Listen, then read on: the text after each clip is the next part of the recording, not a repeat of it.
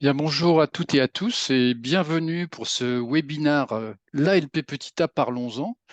Pourquoi est-ce que la nouvelle Société française d'athérosclérose et ANET, qui est l'Association nationale des patients porteurs d'une hypercholestérolémie familiale et d'une élévation de l'ALP Petit A, ont souhaité organiser ce webinaire? C'est que dans le monde entier, le 24, on doit parler de l'ALP Petit A. C'est le Lp(a) Awareness Day, c'est-à-dire un jour où, à l'initiative de nos amis patients américains, cette idée a été proposée. Alors, ça ne vous a pas échappé, le 24, c'est la veille du 25, et le 24, c'était un dimanche, donc il était un peu délicat d'organiser cette réunion un dimanche, et nous ne pensions pas pouvoir toucher le plus grand nombre de personnes intéressées par ce sujet passionnant qu'est la l'ALP petit a. Donc, nous avons décidé, avec Annette, son président Lionel Ribes, avec l'ANSFA et nos collègues du bureau qui nous ont beaucoup aidés à mettre en place ce webinaire, de regrouper trois spécialistes qui vont essayer de vous parler de la LP petit a de la manière la plus simple possible. Ce webinaire va être enregistré, donc il sera accessible, en particulier sur le site de la NSFA et également via Annette, qui a toute une série de réseaux de transmission de l'information. Nous vous demanderons de poser vos questions, en particulier à la suite des trois premiers exposés sur le chat. Et après les témoignages de M. Moine et de M. Lempereur, qui sont les patients qui vont clore l'ensemble des présentations, nous aurons une discussion globale où vous pourrez intervenir directement si vous le souhaitez.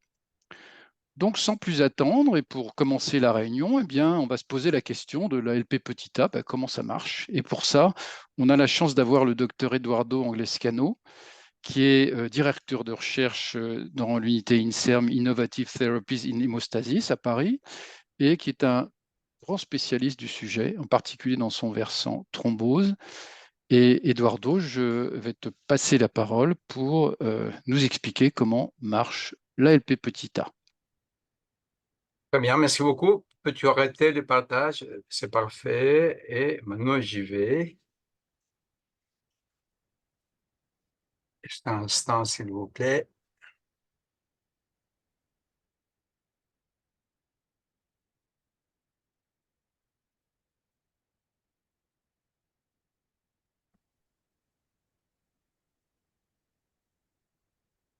Voilà, est-ce que tout le monde peut me voir? OK, Oui, c'est très bien. très bien. Merci beaucoup. Et mon nom, comme l'a dit mon collègue Vincent Durlac, c'est Eduardo Anglescano. Je suis médecin hématologiste, spécialiste dans le domaine de la thrombose. C'est bien pour cela que je m'intéresse à l'LP petit a.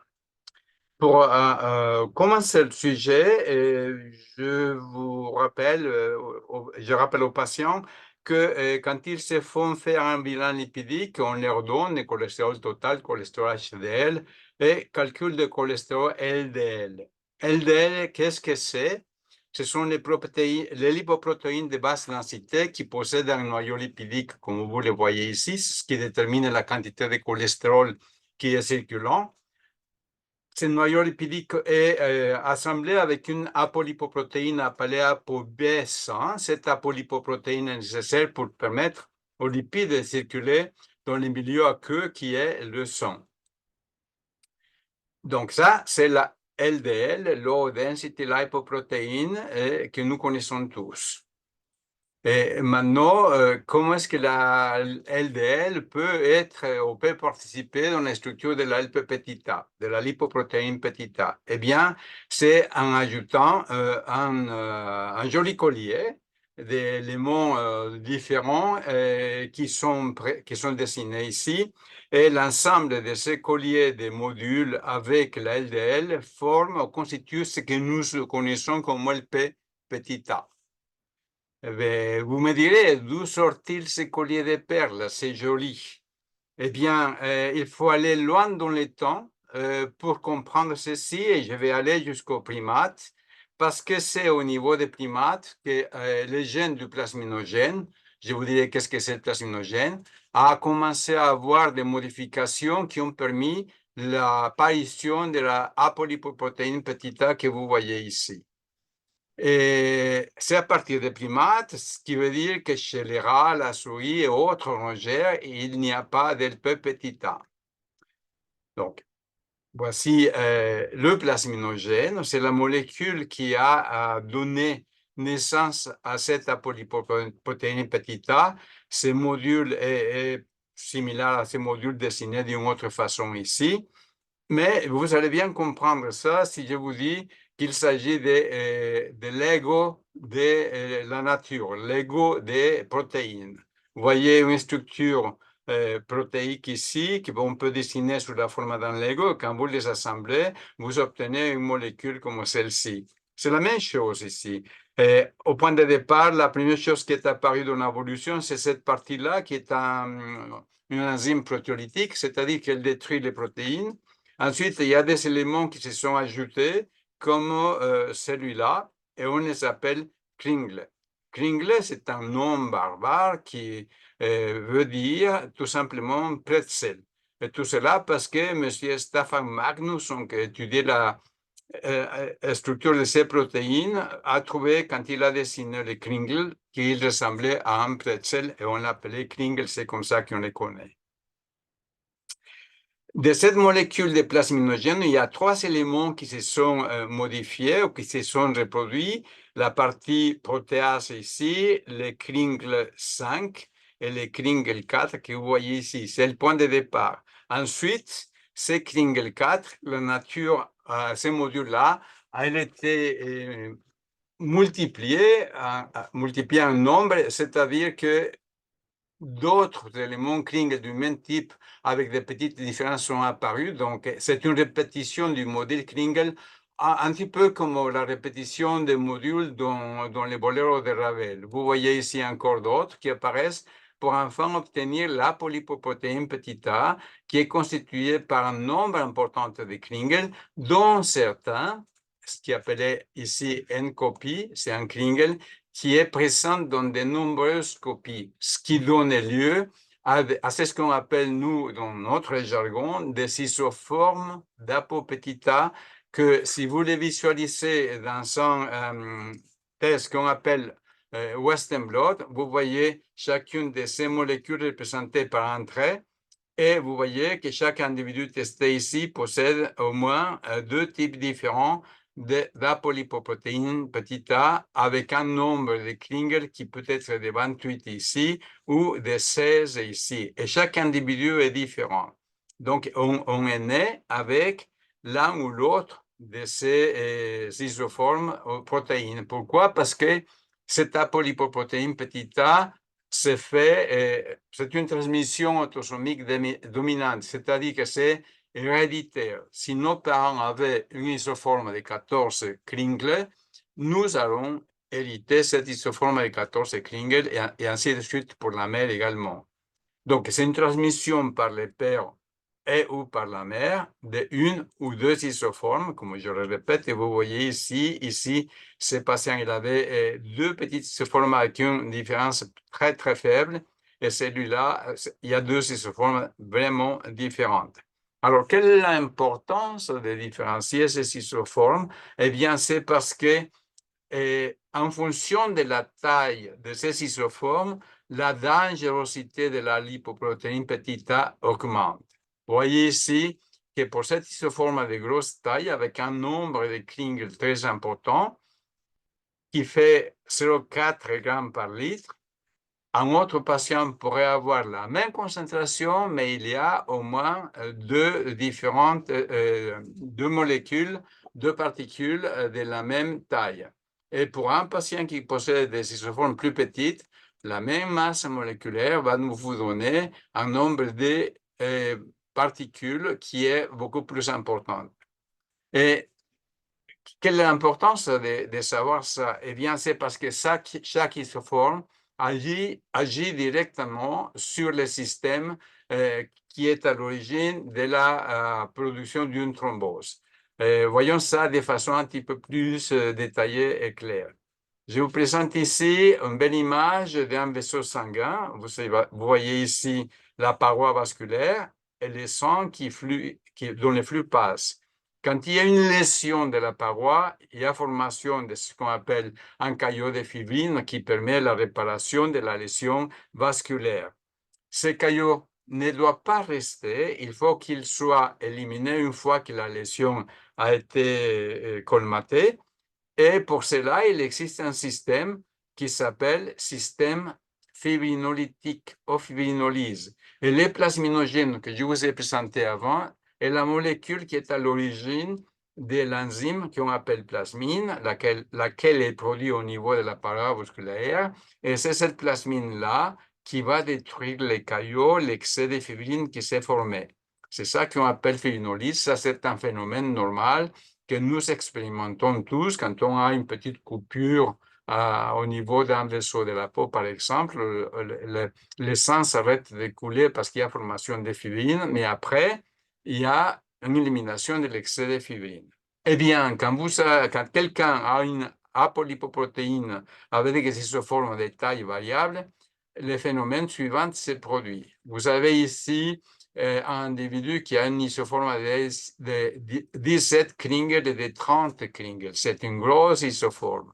Eh bien, ces molécules agissent directement parce qu'ils sont une communauté de structures. Elles peuvent se fixer à la place du plasminogène et comme elles ne possèdent pas d'activité fibrinolytique, elles vont inhiber la formation, la lyse de la fibrine et la fibrine va rester et c'est ce qui va constituer a posteriori un caillot, un thrombus.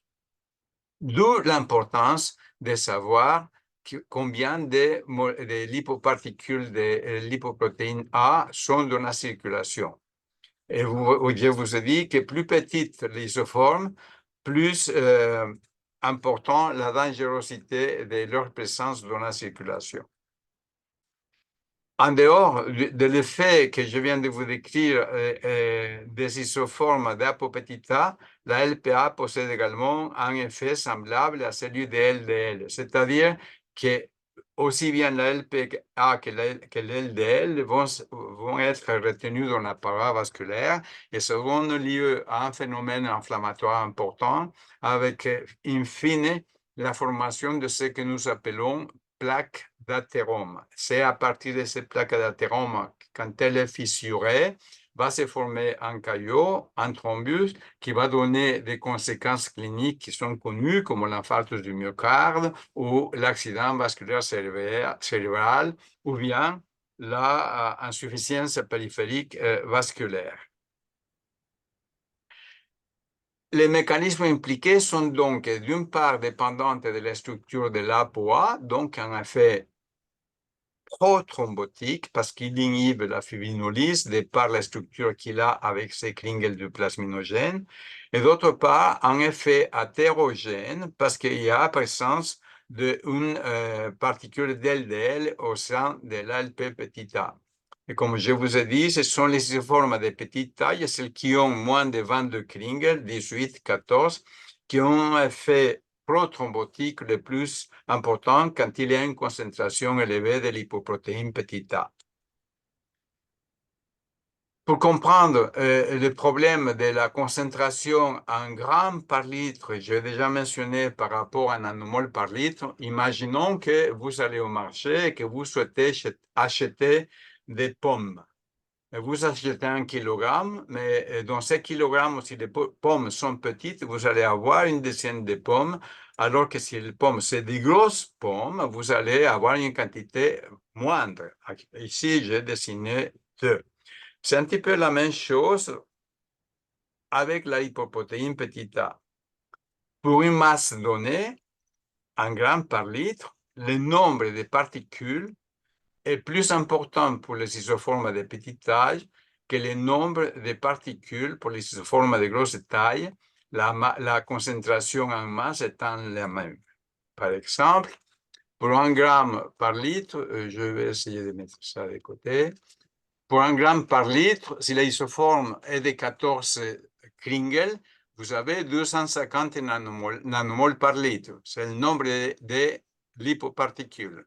Pour une isoforme plus élevée, vous allez avoir un nombre plus petit de lipoparticules.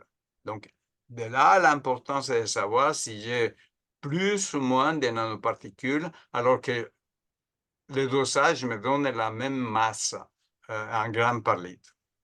Pour mieux comprendre, je vous donne l'exemple du sel de cuisine. Le sel de cuisine que vous voyez ici, c'est une petite molécule, le sel de cuisine. 1 gramme de sel de cuisine contient 36 millimoles de particules, qui est 150 000 fois plus que le nombre de particules qui existent dans 100 grammes de lipoprotéine petit a.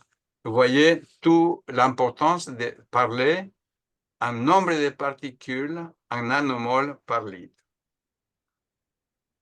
C'est de cette fait qu'on a conçu un seuil au-delà duquel on considère que la personne peut être à risque de problèmes cardiovasculaires. C'est au-delà de 125 nanomoles par litre dans l'ensemble de la population européenne, mais comme la concentration de LP-A varie en fonction des ethnies, on considère un seuil un petit peu plus élargi, entre 75 et 125 nanomoles par litre, comme seuil qui permet de différencier les sujets qui sont ou pas à risque de problèmes cardiovasculaires quand ils possèdent une concentration X de lipoprotéine petit a.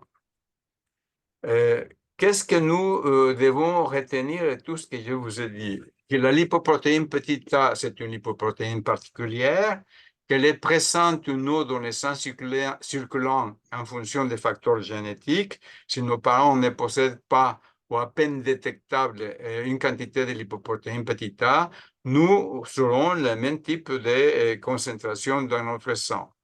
Qu'il existe des variations individuelles très importantes de sa concentration et qu'il est plus intéressant de connaître le nombre de particules en nanomoles par litre que la concentration en masse en grammes par litre, c'est dont mon collègue Antonio Gallo vous parlera tout de suite après. Enfin, je rappelle, les mécanismes impliqués concernent les deux composants de la lipoprotéine petit a. D'une part, la fraction LDL qui donne la thérothrombose, la théromatose, et d'autre part, la apolipoprotéine petit a qui est impliquée dans le phénomène de thrombose. L'ensemble, on l'appelle atérothrombose. Et les maladies impliquées, je pense que mes collègues parleront davantage que moi sur les maladies qui concernent cette pathologie, ainsi que la sténose aortique. Je vous remercie pour votre attention.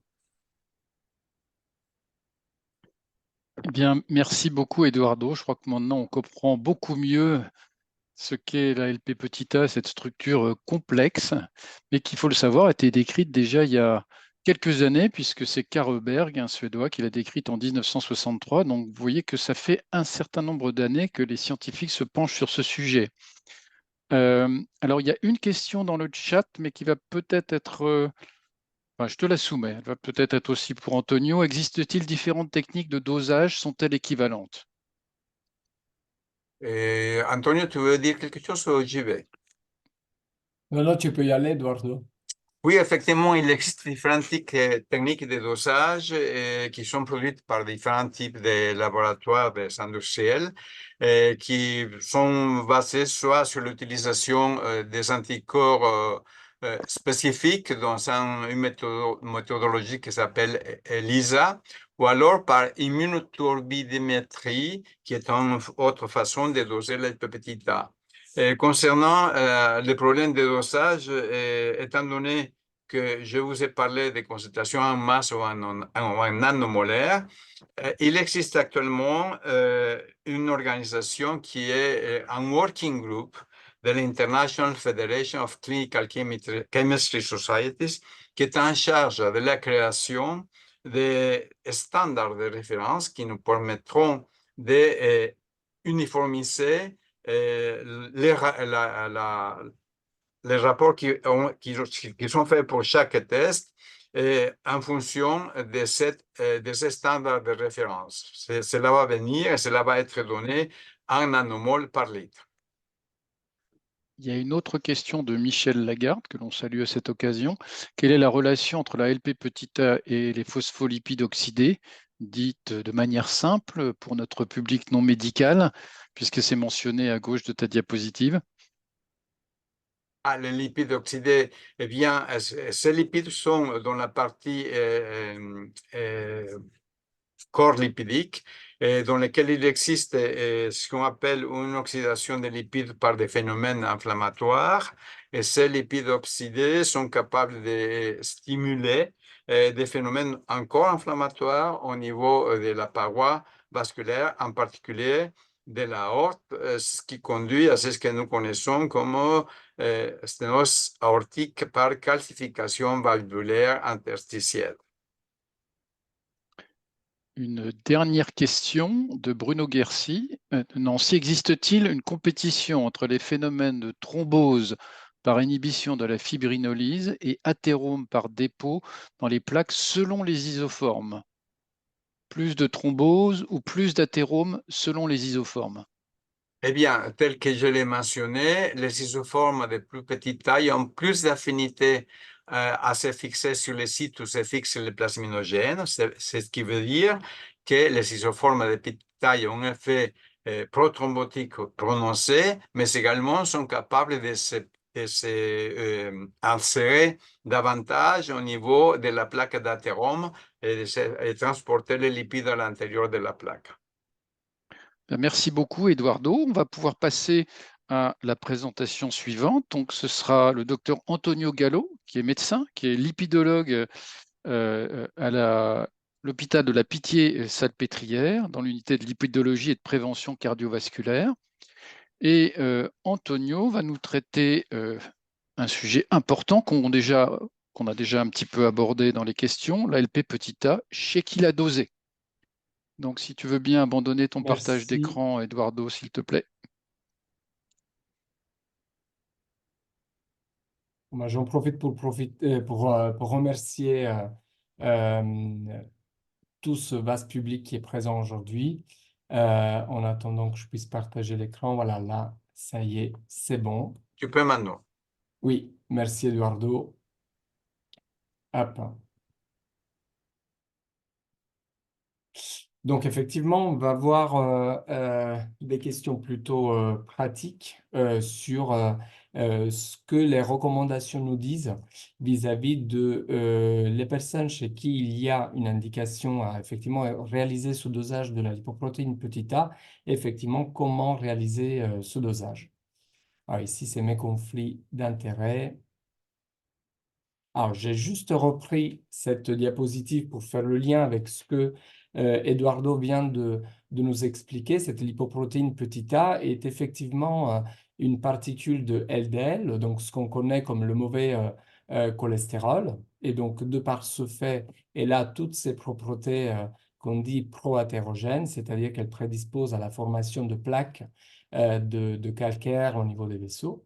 Mais en plus, de par la présence de cette configuration, elle est associée aussi à un risque de faire d'autres événements et de mettre en place d'autres processus de maladies qui vont concerner surtout la valve aortique. Donc, je vous en dirai un mot un peu plus tard. Je voulais juste commencer par un message que je pense être quand même assez important. C'est que vous voyez ici, dans ce graphe, c'est la distribution des valeurs de lipoprotéine petit a dans la population générale. Et vous voyez que quand même, la distribution n'est pas du tout, disons, normale, c'est-à-dire gaussienne dans la population générale. La plupart de la population a des valeurs de lipoprotéine petit a qui restent quand même très bas. Vous voyez, jusqu'à 25% de la population générale présente des valeurs de lipoprotéines qui sont très, très faibles. Et quand on regarde sur la droite la prévalence de ces niveaux de lipoprotéine petit a élevés, définis par des valeurs de plus de 50 mg décilitres ou 0,5 g par litre dans le monde, on voit que globalement, on oscille entre une prévalence de 1 patient sur 10 jusqu'à 1 patient sur 3. Et donc, en Europe, on peut dire qu'il y a 1 patient sur 5 qui est concerné par une augmentation de cette lipoprotéine petit a. Donc, ça reste une condition quand même fréquente, très fréquente dans la population générale. Quand on voit la distribution de ces valeurs de lipoprotéine petit a et le risque avec la maladie cardiovasculaire, on voit que globalement, au cours de la vie, quand on a des valeurs de lipoprotéines qui sont très élevées, on a un risque de développer une maladie cardiovasculaire qui est, qui est de plus en plus important. C'est un risque, je tiens à le préciser, qui se cumule quand même aussi avec l'âge et avec d'autres facteurs de risque. Donc, une élévation isolée de la lipoprotéine petit a chez une personne en bonne santé qui n'a aucun autre facteur de risque n'entraîne pas forcément une maladie cardiovasculaire. Donc, pas tous les patients avec une lipoprotéine très élevée ont une maladie cardiovasculaire. Et donc, on voit effectivement sur la droite l'évolution du risque d'événements cardiovasculaires avec les valeurs de lipoprotéine petit a. Eduardo, il a invoqué un seuil de lipoprotéine petit a pour effectivement avoir plus ou moins de risque de maladie cardiovasculaire. Je vais y revenir dans quelques instants, mais globalement, on voit qu'il y a effectivement une relation linéaire, c'est-à-dire ce risque commence à augmenter dès qu'on a des valeurs de LP petit a au-dessus d'un certain seuil. Donc ici, c'est juste une diapositive qui résume un petit peu les différentes études où la relation entre la lipoprotéine petit a et la survenue de certaines pathologies ont été mises en évidence. Vous voyez, si on va de gauche à droite, qu'il y a une augmentation du risque d'infarctus du myocarde, de cette sténose de la valve aortique, c'est-à-dire la valve, elle devient calcifiée et donc elle risque de se rétrécir, ce qui peut induire donc un problème de la perfusion du sang. Un risque d'insuffisance cardiaque, un risque d'AVC ischémique ou de maladie des membres inférieurs et donc globalement un risque de mortalité qui est plus ou moins élevé en fonction des populations où ça a été observé, des autres facteurs de risque associés et évidemment du niveau d'augmentation de cette lipoprotéine petit a. Il faut aussi savoir qu'il y a des populations qui sont plus ou moins concernées en termes d'âge par l'apparition de certains événements. Par exemple, l'AVC ischémique a été observé plutôt dans la population de jeune âge. Donc, comme Eduardo l'a dit, la concentration de cette lipoprotéine circulante n'est pas impactée par la diététique, par l'activité physique. Elle est vraiment déterminée par ces isoformes qu'on va inhériter de notre père et de notre mère. Et donc, la dimension de l'isoforme, elle va déterminer la concentration de lipoprotéine circulante. Quand l'isoforme elle est petite, on aura beaucoup de lipoprotéine petit a. Quand elle est grande, on n'en aura pas assez. Et donc, effectivement, la concentration, elle va être dépendante de ça. Donc, en pratique, comment est-ce qu'on va interpréter un bilan lipidique? Donc, je vous ai résumé ça un petit peu, les seuils qu'on va utiliser pour considérer si cette lipoprotéine, elle va être normale ou elle va être élevée. Vous voyez aussi que je vous ai mis en haut des mesures en nanomol par litre et en bas des mesures en grammes par litre. J'y tiens à préciser qu'on ne va pas basculer d'une mesure à l'autre par une simple conversion, parce que comme Eduardo l'a déjà précisé, il s'agit quand même de deux mesures tout à fait différentes. Mais en fonction du laboratoire où vous avez fait la prise de sang, vous pouvez avoir une interprétation de ce résultat qui va être exprimé soit en nanomol, soit en grammes par litre. Donc, de façon générale, on dit qu'on a une valeur de lipoprotéine petit a strictement normale quand on est en dessous de 75 nanomoles par litre ou 0,3 grammes par litre. On va être dans une situation où il y a une augmentation de la lipoprotéine petit a quand on a des valeurs supérieures à 125 nanomoles par litre ou supérieures à 0,5 grammes par litre. Donc effectivement, c'est sur ces seuils qui correspondent en fait le 125 et le 0,5 déjà à moins de 10% de la population qui est concernée. C'est là où on voit qu'il y a une augmentation du risque cardiovasculaire associé à la lipoprotéine petit a. Et donc, il y a cette zone qui reste un petit peu grise où il va être important de regarder, mais c'est un petit peu le cas dans tous les cas, de regarder les autres facteurs de risque et le risque cardiovasculaire global du patient. Donc, quand est-ce qu'on va doser la LP petit a? Bah, comme elle est déterminée de façon génétique, elle ne va pas trop se modifier au cours de la vie. Donc, ce qui est recommandé par les sociétés savantes, et j'y tiens aussi à saluer le consensus présenté par la NSFA en 2021, groupe de travail qui était d'ailleurs dirigé par Vincent Durlac et Duardo. Effectivement, on va réaliser un dosage dans la vie. Donc, c'est un seul dosage qui est recommandé de faire.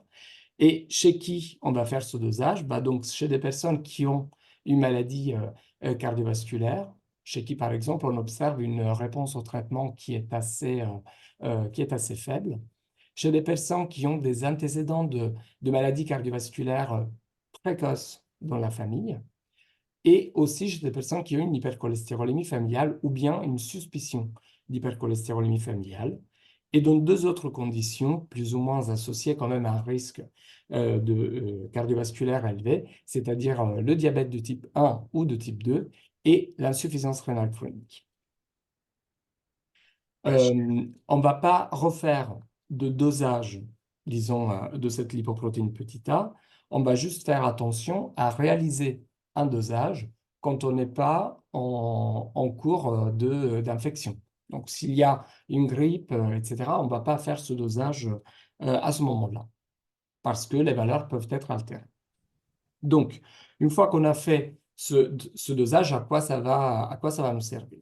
Bah, effectivement, et c'est le sujet d'après sur les traitements, à l'heure actuelle, cette lipoprotéine petit a, en tant que marqueur de risque, en tant que facteur de risque cardiovasculaire, nous permettre d'avoir un panorama, une vision un peu plus globale sur le risque cardiovasculaire de nos patients.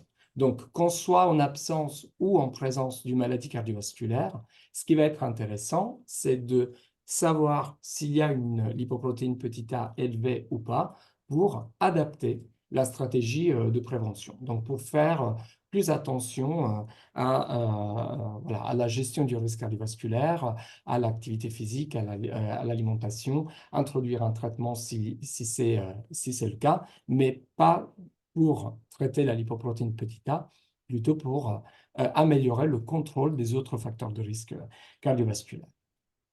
Donc voilà, de façon globale, je vous laisse juste 3-4 points à retenir. C'est que cette lipoprotéine petit a élevée, c'est quelque chose de fréquent. Donc, il y a un patient sur 5 qui est concerné. Il y a une augmentation du risque de maladie cardiovasculaire quand on a des valeurs de lipoprotéine petit a élevées, mais cela n'est pas valable chez tout le monde. Et effectivement, quand on interprète, quand on est face à un bilan lipidique où on a fait un dosage de la lipoprotéine petit a, soit on a des nanomoles, donc la valeur, disons, élevée sera au-dessus de 75, soit on est en grammes par litre, et donc la valeur de référence sera 0,5 grammes par litre. Et donc, on va réaliser une mesure une fois dans la vie chez les personnes qui ont une maladie cardiovasculaire avérée ou un risque cardiovasculaire globalement très élevé. Et je vous remercie pour votre attention. Bien, merci beaucoup, Antonio. Une question sur le chat de Gérald Beer. Juste, il a disparu. Faut que je remette le chat. Lorsque l'on dose la LP petit a avec un kit qui vise le Kringle 4.2, y a-t-il un overlap avec le plasminogène? Question un peu technique, Alors, qui est peut-être question aussi pour effectivement Eduardo. très technique à laquelle je pense qu'Eduardo va être plus en mesure de répondre que moi. J'imagine qu'il y a quand même une certaine spécificité, mais je ne vais pas me prononcer davantage. Eduardo, il faut simplement que tu enlèves ton micro. Tu remettes ton micro plus exactement. Donc, En fait, lorsqu'on dose... Oui, en fait, tout cela dépend de si l'anticorps est déjà contre les Kringle 4 de type 2 qui sont répétitifs ou contre les autres Kringle 4 de la molécule. Et ça existe. Aujourd'hui, ce que nous prévoyons au sein de la ISFSC, c'est d'utiliser des méthodologies qui ne sont pas influencés par le nombre de Kringle-4, ce qui nous permettra de mesurer le nombre de particules globalement. Mais certains anticorps pourraient effectivement faire une sélection sur certains types de LP petit a en fonction de la spécificité de l'anticorps. Merci Eduardo. Est-ce qu'il y a d'autres questions pour le moment? Oui, elles arrivent. Xavier Girard, bonjour, merci pour ces exposés. Cette LP petit a pourrait-elle, en tant que facteur de risque cardiovasculaire, être un élément prédictif ou un outil permettant de décider ou non d'instaurer une prévention primaire pharmacologique, par exemple par l'aspirine, acide acétylsalicylique? Oui, effectivement, c'est un petit peu le message clé. C'est-à-dire que pour l'instant, il n'y a pas forcément de traitement spécifique pour la LP-A, mais du fait de ces risques associés à une augmentation, ça peut guider en fait dans le choix d'une stratégie de prévention. Le sujet de l'antiagrégation reste encore un petit peu débattu. Je pense que Vincent en dira un mot après. Oui. Effectivement, les deux recommandations qui ont été publiées entre 2021 et 2022, donc la française et l'européenne, ne se sont pas exprimées de la même façon à ce sujet, mais effectivement, il y a des études récentes qui pourraient appuyer effectivement l'indication à une antiagrégation chez certains groupes de population avec LP petit a élevé. Autre question de Bruno Guercy de Nancy, je pense qu'elle est en deux parties. Faut-il demander euh, la révélation, je sais bien si ce qui voulait être dit, du dosage systématiquement, enfin l'expression du dosage, je pense systématiquement en nanomoles et milligrammes par litre, notamment pour les taux limites susceptibles de guider le traitement. Donc je répète, Alors, faut-il demander systématiquement l'expression du dosage en nanomoles et milligrammes par litre, notamment pour les taux limites susceptibles de guider le traitement? disons que je pense qu'un message clé, c'est que à chaque méthodologie de mesure correspond à une unité de mesure. Donc, la chose qui n'est pas recommandée, c'est de faire des conversions entre une unité de mesure et l'autre. Et donc, chaque laboratoire qui utilise sa méthode, il est juste tenu de rapporter la concentration dans les unités de mesure qui correspondent à la méthodologie de dosage qui a été utilisée. Donc, je pense que si on voulait être vraiment un petit peu rigide là-dessus, il faudrait avoir les deux méthodologies pour avoir l'expression des résultats dans les deux unités de mesure. Une question de Guillaume Feugret. Bonjour, existe-t-il un kit en immunoturbidimétrie qui se distingue? L'avenir envisage-t-il la spectrométrie de masse? Merci pour votre retour. Là aussi, ça s'adresse à vous deux. Euh, je Vas-y, commence. Eduardo. En effet, vous avez raison, l'avenir appartient à la spectrophotométrie de masse, mais il faudra créer une méthodologie qui soit accessible aux laboratoires de routine. Cela est un cours je dirais un cours d'analyse, un cours de confection.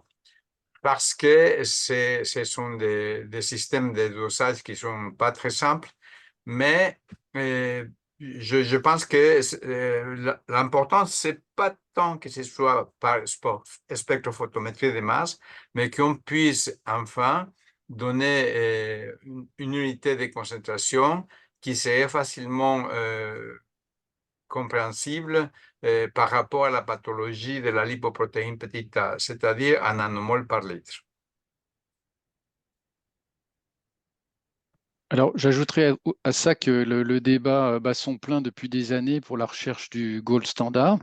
Et Eduardo vous a expliqué ce qu'on peut espérer des travaux des experts dans ce domaine, mais il y a un article très récent qui a comparé différentes techniques de dosage usuelles en immunoturbidimétrie ou immunonéphélémétrie justement au standard de spectrométrie de masse. Et cet article était extrêmement rassurant parce qu'il montrait que même s'il y avait des petites variations entre les dosages plasmatiques habituels, qui sont ceux qui peuvent être faits en routine par des spécialistes ou non spécialistes, et les dosages faits par les techniques de référence, eh bien, le caractère prédictif de la valeur de l'augmentation de la LP petit a était finalement équivalent, prédictif d'événements cardiovasculaires en particulier. Donc ça, c'est un papier de Sarret qui est très récent et qui est tout à fait rassurant.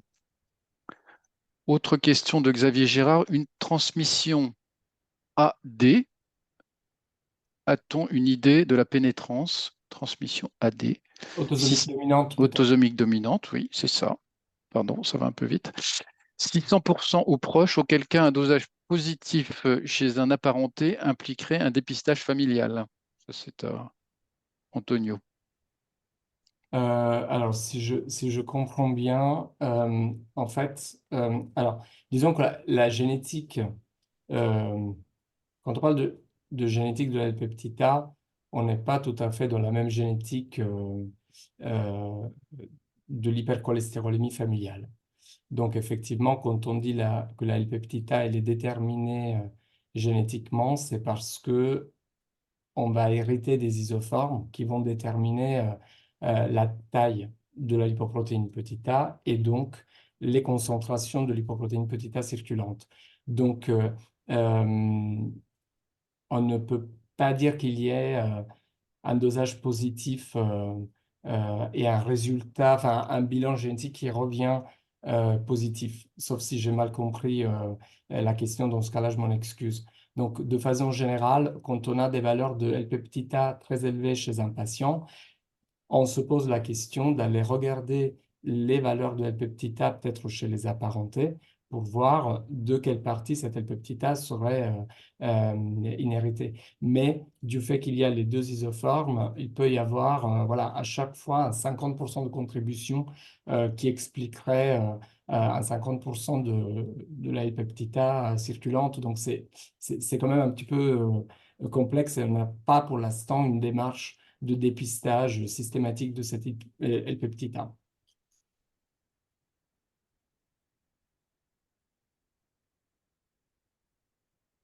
Ah, Vincent, on t'entend pas? Pardonnez-moi. Est-ce que ces différences de taux dans le monde de la LP petit a, donc de Marie-Laure Lalanne-Mistry, expliquent une partie de la différence de table de score 2 dans le monde, même si la LP petit a ne fait pas partie des items du tableau score 2? Non, non. Effectivement, la réponse est non parce que il n'y a pas vraiment de correspondance entre la prévalence de LP petit a et, et le risque cardiovasculaire dans ces populations. Les tables de risque score n'ont pas effectivement adapté aux concentrations de LP petit a et à la prévalence d'hyper-LP petit a dans ces populations. Merci Antonio. Donc, Bah, je continue, je prends le relais parce que j'en profite pour donc introduire le troisième intervenant, donc Vincent Durlac, qui est à l'initiative de ce webinaire et que donc je remercie au nom de la NSFA et de Annette.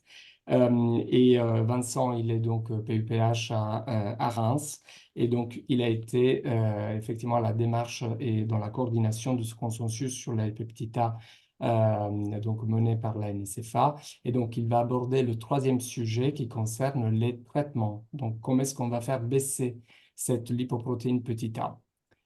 À toi la parole, Vincent. merci Antonio. Comment et pourquoi la faire baisser? En effet, c'est une question qui est le corollaire de ce que vous venez d'entendre des brillants exposés précédents. Ça, ce sont mes liens d'intérêt. Alors, comme vous l'avez bien compris avec mes petites chèvres favorites, l'ALP petit a, sa concentration, elle est pour plus de 90% génétiquement déterminée. Et donc, on ne peut pas espérer que les interventions dites hygiéno-diététiques puissent améliorer en quelque mesure que ce soit sa concentration. Elle varie très peu et elle est fixée dès la naissance. Tout au plus, en particulier au moment de la ménopause, elle peut augmenter de l'ordre de 10%, mais en dehors de ça, sa concentration ne bouge pas, d'où l'intérêt de faire un dosage seul et unique pour avoir une idée de sa valeur. Vous l'avez bien compris maintenant, de par ses particularités de structure, elle va vous exposer à des accidents d'athérothrombose, en particulier des accidents coronariens, des infarctus du myocarde, des accidents vasculaires cérébraux, plus qu'une artériopathie des membres inférieurs, mais aussi à l'apparition de calcification au niveau de l'aorte, donc de sténose valvulaire aortique. Donc, pour éviter l'évolution de l'ensemble de ces complications, dont certaines peuvent être dramatiques, voire même mortelles, eh bien évidemment, comme pour le LDL cholestérol, eh bien, on essaie de trouver des traitements pour faire baisser la LP petit a, en espérant que ceux-ci vont réduire l'incidence et la prévalence de ces accidents potentiellement liés à son augmentation de concentration. Alors, nous avons différents types de traitements à notre disposition. Il y a les traitements qu'on va qualifier d'anciens et d'habituels, qui sont ceux que l'on utilise dans le traitement des hypercholestérolémies familiales, ou non d'ailleurs, des dyslipidémies d'une façon générale.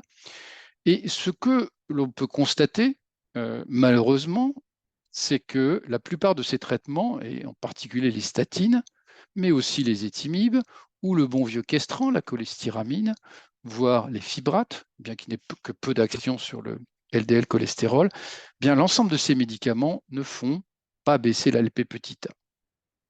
Pas du tout. Et même, il y a quelques études qui ont été faites avec les statines qui ont montré qu'elles pouvaient faire quelque peu, de l'ordre de 10 à 12%, faire monter dans des traitements au long cours la concentration de LP petit a. Alors, il y avait une molécule qui nous avait donné des espoirs dans les décennies précédentes, c'est l'acide nicotinique ou vitamine PP. Elle faisait diminuer l'LP petit a de plus de 20%, également le LDL cholestérol, donc on était heureux et on espérait donc que utiliser sur une longue période ce type de traitement allait améliorer le pronostic cardiovasculaire. Malheureusement, un certain nombre d'études ont été faites, vous voyez leur nom ici, MHI ou HPS Thrive, et elles ont toutes été soit interrompues précocement, soit montré une absence d'efficacité, et donc ce traitement ne peut pas être revendiqué, même s'il est encore un tout petit peu utilisé en Amérique du Nord, pour des raisons étranges et pas forcément bien élucidées. Elle est plus mal tolérée en Europe, en particulier en Europe occidentale, parce qu'elle donne des bouffées vasomotrices. Donc, en clair, il n'y a pas de traitement disponible, pharmacologique, simple et bon marché, actuellement pour faire baisser la LP petit a. Il y a une technique, néanmoins, qu'il faut connaître, mais qui est une technique d'utilisation exceptionnelle, qui est la lipaphérèse. Et vous voyez sur la droite de cette diapositive un appareil de lipaphérèse. De quoi s'agit-il? Du principe d'épuration, en fait, de ces mauvaises particules athérothromogènes, qu'il s'agisse de particules LDL, donc comme dans les hypercholestérolémies familiales homozygotes ou certaines formes hétérozygotes, ou bien la LP petit a. Eh bien, si on utilise cette technique, on peut faire baisser la LP petit a de 60 à 75%, mais c'est une technique qui est contraignante, puisqu'on doit venir tous les 15 jours à 3 semaines à l'hôpital.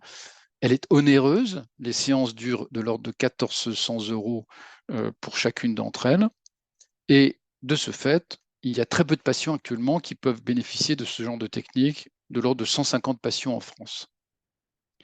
Donc, qu'en est-il des nouvelles thérapeutiques? Eh bien, il y en a, c'est une bonne nouvelle. Certaines sont disponibles et vous serez étonné de voir, ça a été évoqué dans les questions, l'aspirine, l'acide acétylsalicylique, parce qu'on ne peut pas considérer que ce soit vraiment une nouvelle molécule, vu qu'elle est utilisée depuis plus de 50 ans, mais c'est simplement par rapport à de nouvelles indications potentielles, puisque vous avez compris que la LP petit a des caractéristiques thrombogènes. Elle favorise la formation du caillot. Je vais y revenir.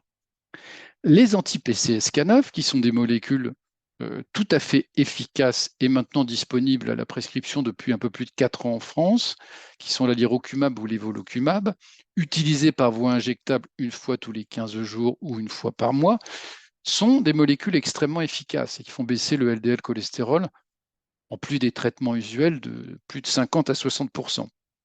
Mais on a pu noter dans les études où on évaluait ces molécules, dans la phase de développement, qu'elles faisaient aussi baisser la LP petit a de 20 à 30%.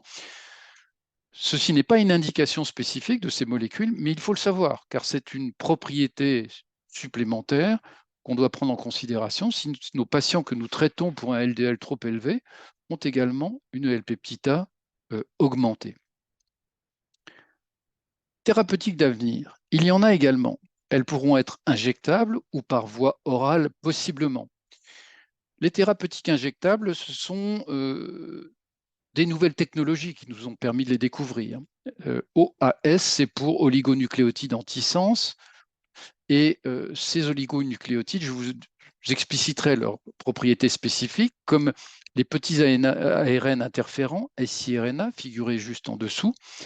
Eh bien, on a actuellement à notre disposition des molécules de cette nature qui sont susceptibles de faire diminuer la LP petit a de 80 à 90%. Elles sont utilisées par voie injectable avec des intervalles d'injection de l'ordre de 1 à 3 mois et évidemment sont porteuses de grands espoirs. Je vais y revenir.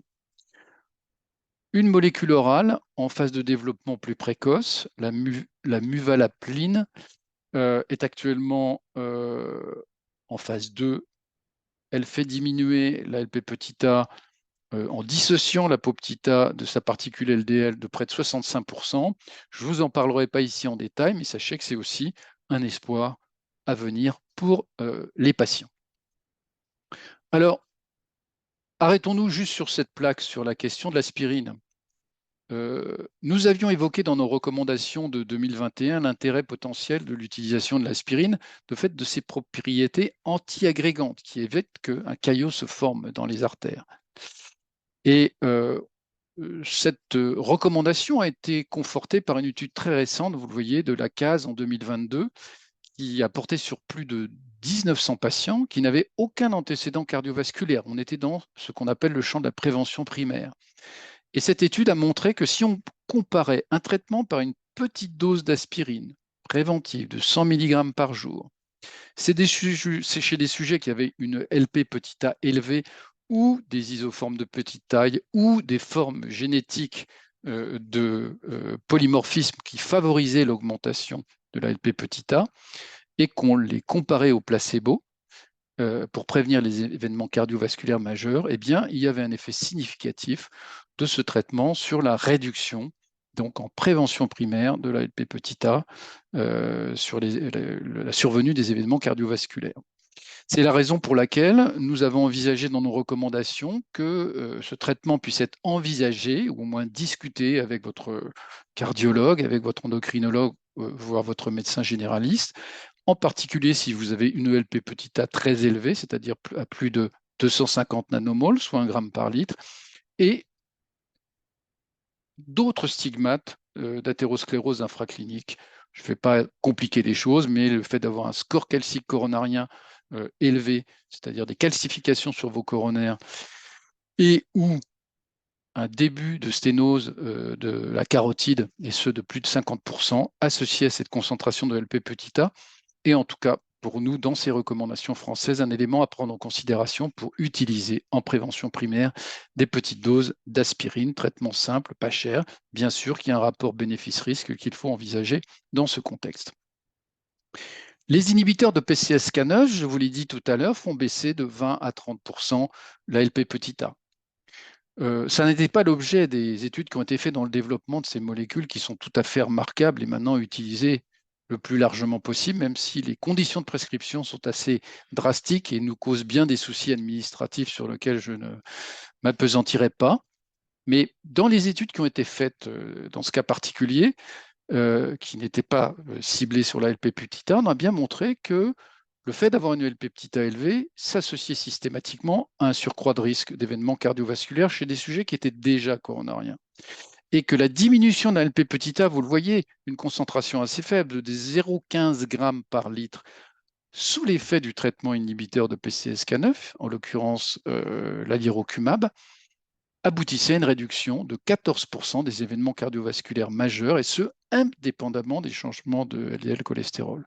Donc, incontestablement, combiner cet effet de réduction du LDL cholestérol, on va dire classique, traditionnel, à la réduction de la LP petit a, surtout si elle est très élevée, est d'un intérêt très particulier pour les patients. Ensuite, je vous ai parlé des oligonucléotides antisens ou des petits ARN interférents, les siRNA.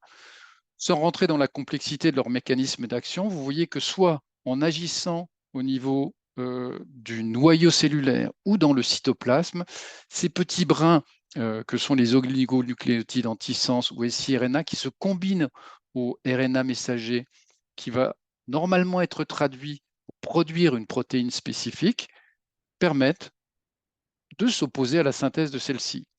Et vous le voyez ici sur cette diapositive, si on utilise un oligonucléotide antisense anti-apo-petit-a, eh bien, on va empêcher la synthèse de l'apo-petit-a et sa combinaison à la LDL. Vous savez tout maintenant sur la structure de la LP-petit-a et de son association particulière, et donc une réduction drastique de concentration de cette dernière. Et vous le voyez ici, avec des concentrations croissantes de ce médicament qui s'appelle le pélacarsène, qui est un oligonucléotide antisense, on arrive à des réductions qui sont de 60 à 90% de concentration de LP-A avec ces injections mensuelles.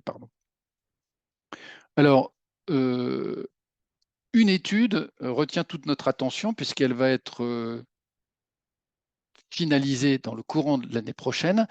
C'est l'étude Horizon. C'est une étude de phase 3 qui porte sur des sujets qui ont présenté un événement cardiovasculaire.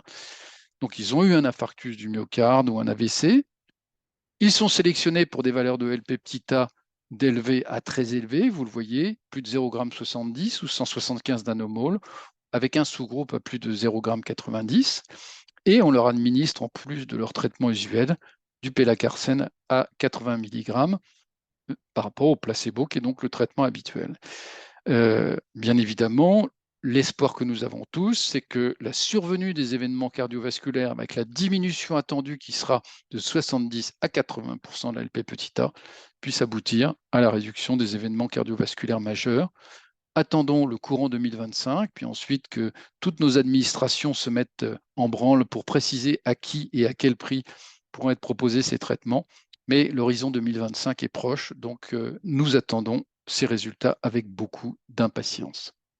Dans le même ordre d'idées, ce siRNA qui s'appelle l'olpasiran, qui est lui dans une phase un petit peu plus précoce de développement, c'est-à-dire qu'il vient de débuter une étude de même type que celle que je viens de vous décrire pour le pélacarsène, mais vous voyez ici des réductions de concentration considérables de près de 90% de la LP-A, dont nous aurons les résultats un petit peu plus tard, c'est-à-dire d'ici 3 à 4 ans. Donc, la médecine est en marche et nous aurons des résultats à apporter à nos patients, et je l'espère, des résultats qui pourront les rassurer quant à leur avenir cardiovasculaire.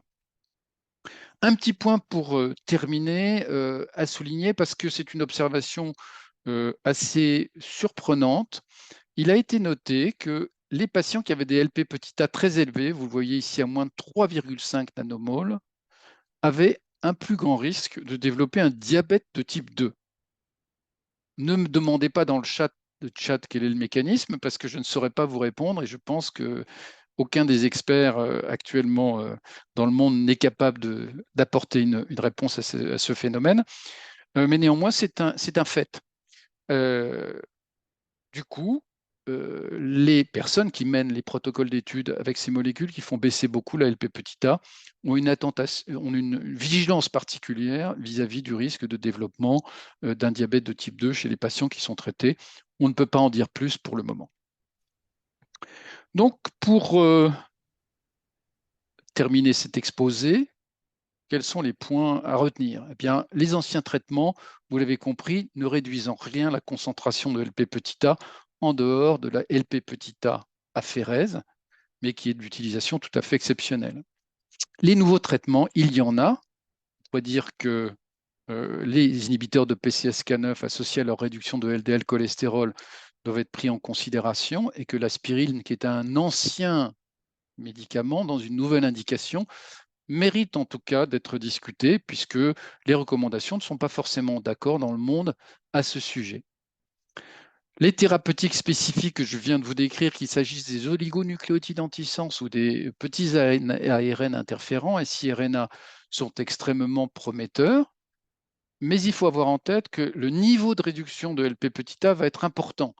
Par des études de génétique, de randomisation mendélienne, il a pu être évalué qu'il faudrait probablement pour avoir un effet équivalent à une diminution de 1 millimole de LDL cholestérol, c'est-à-dire 0,38 grammes par litre, vers diminuer la LP petit a de 0,65 à 1 gramme. Donc ça veut dire que il y a tout intérêt à dépister précocement les concentrations de LP petit a d'élevé à très élevé pour pouvoir proposer préférentiellement, si les traitements nouveaux et à venir sont efficaces, ces traitements à ces patients. Une petite question autour de l'impact diabétogène d'une réduction importante de la concentration de LP petit a et surtout attendre 2025, peut-être début 2026 pour avoir les résultats de cette étude passionnante et en particulier l'étude HORIZON.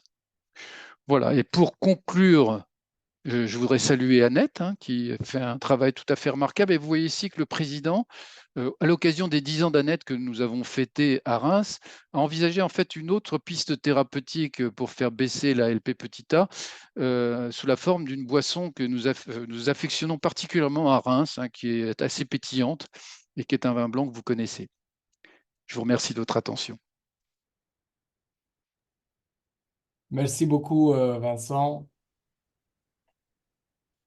pour cet exposé, pour cette mise à jour sur donc les traitements les nouveaux traitements qui arrivent pour cette lipoprotéine petit a. Alors, il y avait une question dans le chat, je me permets de te la poser, comme ça on refait le relais. Est-ce que tu sais pourquoi le dosage n'était plus remboursé depuis 2005, alors qu'on voit ce jour l'intérêt des nouvelles molécules? Et la question, c'est aussi si le dosage, il est toujours à 20 euros pour le patient. Alors, le dosage, il est entre 17 et 20 euros. Et malheureusement, effectivement, pour des raisons que nous ne sommes pas expliquées, en 2005, il y a eu une vague de dosages qui ont été considérés comme inutiles et trop onéreux et qui ont fait que le dosage de LP petit a a été déremboursé. Alors, les sociétés savantes, dont la NSFA, mais pas que, ont essayé d'obtenir à nouveau le remboursement de cette LP petit a, mais pour le moment, ces démarches sont très fructueuses. Donc, je pense qu'il faut qu'on maintienne nos efforts, en particulier avec l'aide d'Annette, pour essayer d'obtenir le remboursement. Comme on l'a bien vu dans nos différents exposés, il est indispensable de faire au moins une fois dans la vie un dosage de LP petit a chez tout sujet. Et on voit les implications que ça peut avoir pour leur avenir cardiovasculaire et le choix des traitements. Mais pour le moment, il reste non remboursé.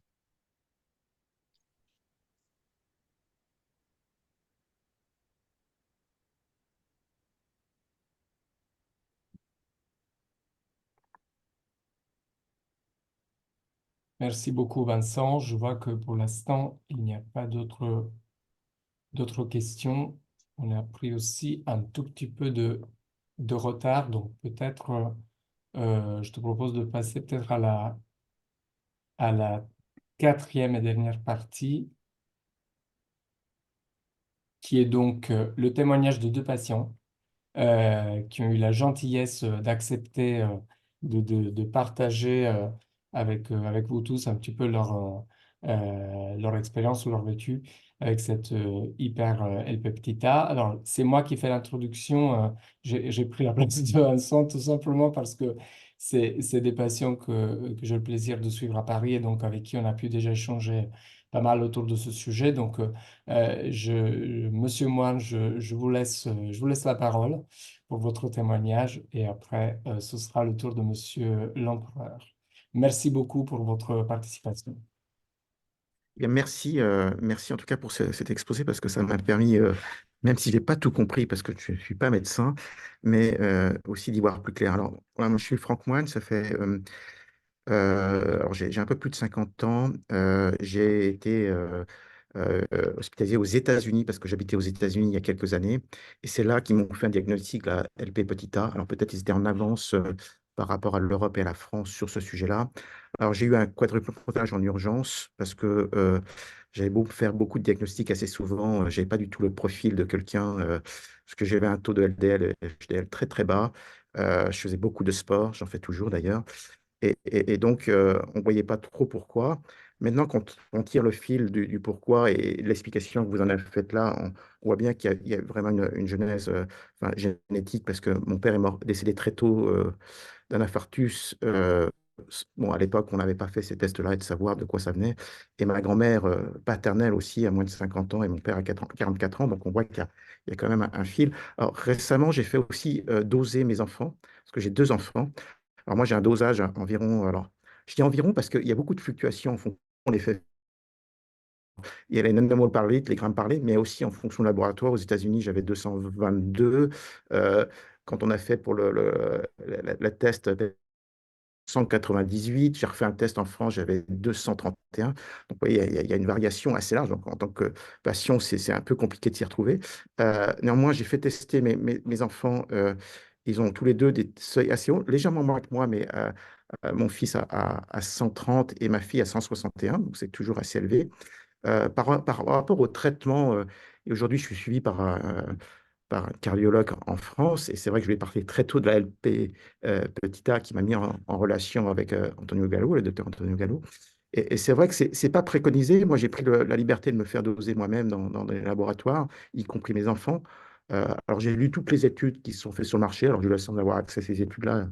J'avais un regard un peu, pas averti, mais en tout cas de vouloir comprendre ce qui se passe et comment ça se passe. Et ce qui m'interroge toujours, c'est l'échelle de temps. On voit qu'on parle dans des années et moi, j'aimerais pouvoir en bénéficier bien plus tôt, surtout quand on voit que ça appelle à des notions de RN messager et je me dis, bon, on ne met rien de très dramatique dans le corps. Donc, voilà. Pourquoi ça prend autant de temps? Enfin, c'est un peu mon point de patient quand on voit ce qui s'est fait sur les vaccins contre le Covid, sur des technologies pas très éloignées. Donc, il y a cette question qui me turlupine, pourquoi ça prend autant de temps? Et bien sûr, c'est aussi un espoir, surtout pour mes enfants, de dire, bon, bah, ils auront une solution, même si ça mettra un peu de temps. Voilà. Je suis traité aujourd'hui par des anti-PCSK9 aussi. Le taux est un peu ce que vous avez dit, hein. J'ai baissé de 30%, avec un retour d'ailleurs, quand je les ai arrêtés pour les études, qui n'est pas aussi élevé. Enfin, j'ai vu qu'il y avait sur d'élasticité. Bah, bref, je mesure tout ça. Mais voilà, je vais prendre la microaspirine aussi, 100 mg par jour. Euh, donc voilà, j'ai hâte de pouvoir, c'est vrai, de participer à une étude parce que je pense que quand on a mis un mot sur ça, moi je ne comprenais pas au départ. Mais d'où ça venait, pourquoi j'ai ce problème-là, alors que je fais beaucoup de sport, alors que je mange pas gras, je suis pas gros, j'ai pas et je ne savais pas pourquoi. Et le jour où mon cardiologue américain m'a dit, mais vous savez, monsieur Moine, votre souci, c'est une lipoprotéine A. Voilà, on sait que maintenant, c'est souvent responsable, ça l'est associé aussi un peu de cholestérol des maladies cardiovasculaires. Donc, ça a permis aussi de mettre un mot sur une pathologie qu'on a, qui était peut-être génétique en fin de compte, mais je ne savais pas. Donc voilà, maintenant je suis ça avec attention. Et en tout cas, merci pour ce forum d'aujourd'hui parce que j'ai pris plein de photos. J'espère qu'on aura les slides parce que ça m'a permis d'y voir plus clair.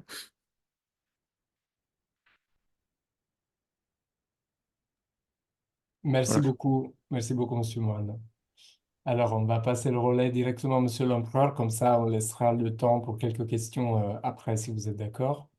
Très bien, mais merci beaucoup en effet pour tous ces exposés très, très instructifs, très intéressants. Et bon, mon histoire est assez similaire à celle de Monsieur Moine. J'ai 60 ans. J'ai toujours fait beaucoup de sport, jamais fumé, jamais pas en surpoids. Donc, globalement, aucun facteur de risque cardiovasculaire. Et à 48 ans, j'ai fait un infarctus du myocarde avec une, une interventriculaire antérieure qui était complètement bouchée en sa partie proximale. Heureusement, je m'en suis rendu compte tout de suite. Intervention d'urgence, on a pu faire fibrinolyse et pose de stent. Et puis, suivi par un cardiologue.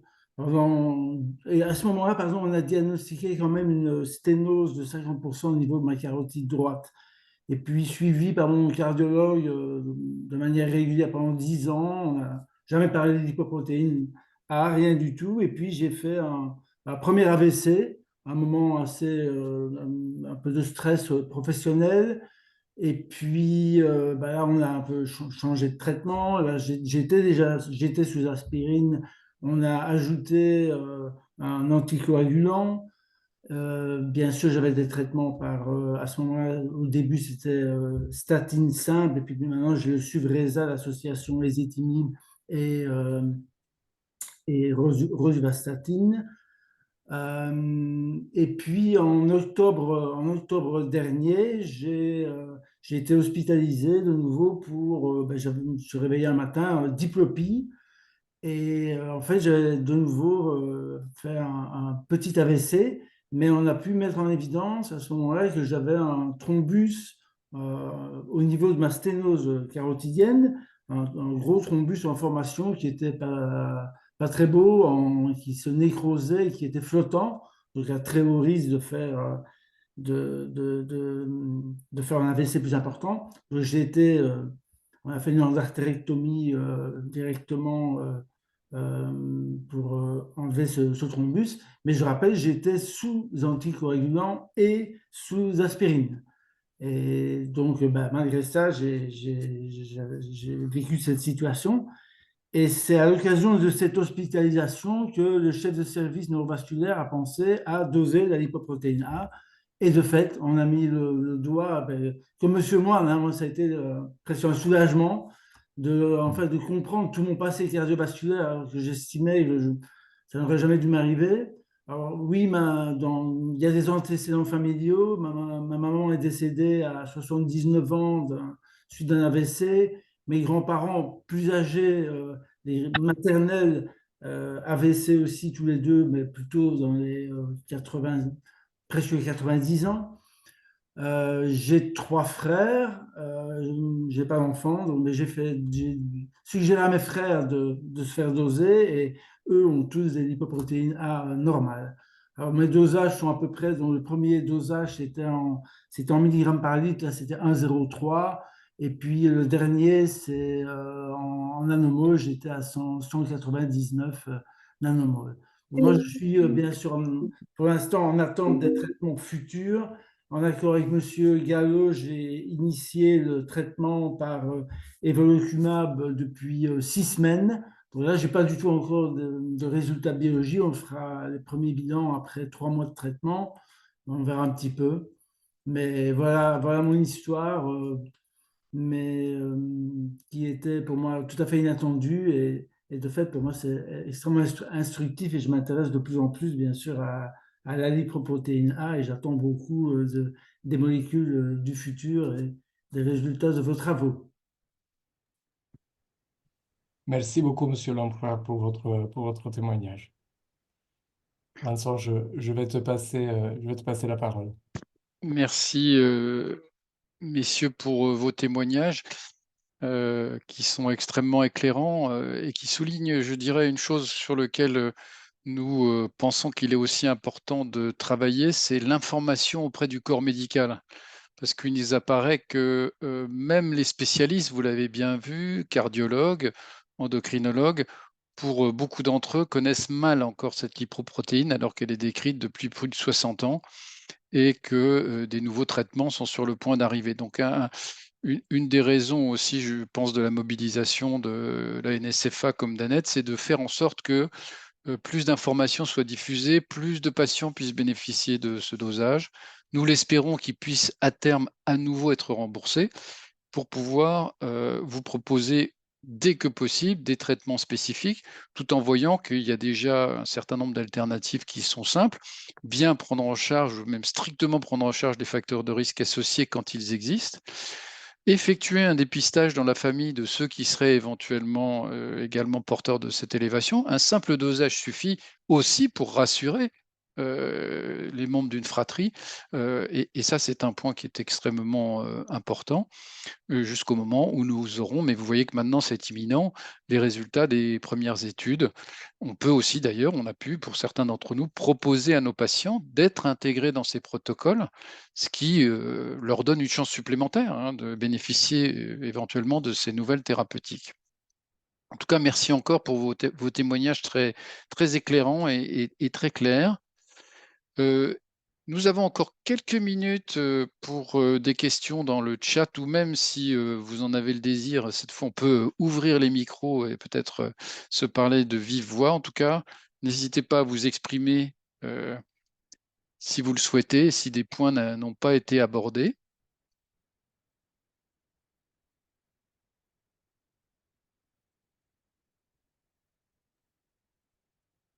Bien, écoutez, je ne vois pas de questions qui apparaissent dans le chat. Je ne vois... Ah, je vois une main. Non, c'est une main qui applaudit, donc c'est pas ça. Pas de questions.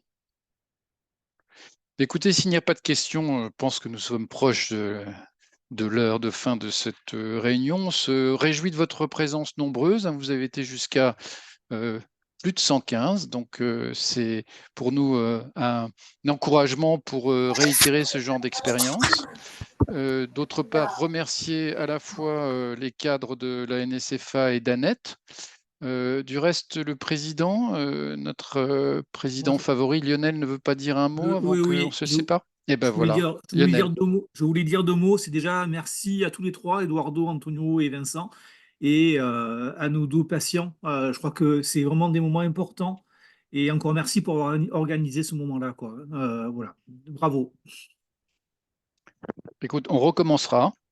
Et puisque vous l'avez compris, il y a une journée de la LP Petit A tous les ans. Et je pense que l'année prochaine, il y aura une actualité qui permettra d'apporter des informations très utiles aux patients. Donc, merci à tous. Merci à la NSFA et à Annette. Merci à vous de vous être mobilisés jusqu'à cette heure relativement avancée. Et je vous rappelle que l'ensemble des enregistrements qui ont été faits, de même que les présentations, seront bien sûr à la disposition qui le souhaitent. Il suffit qu'ils les demandent à vos contacts de la NSFA ou d'Annette et on les mettra à votre disposition. Très bonne soirée. Bonne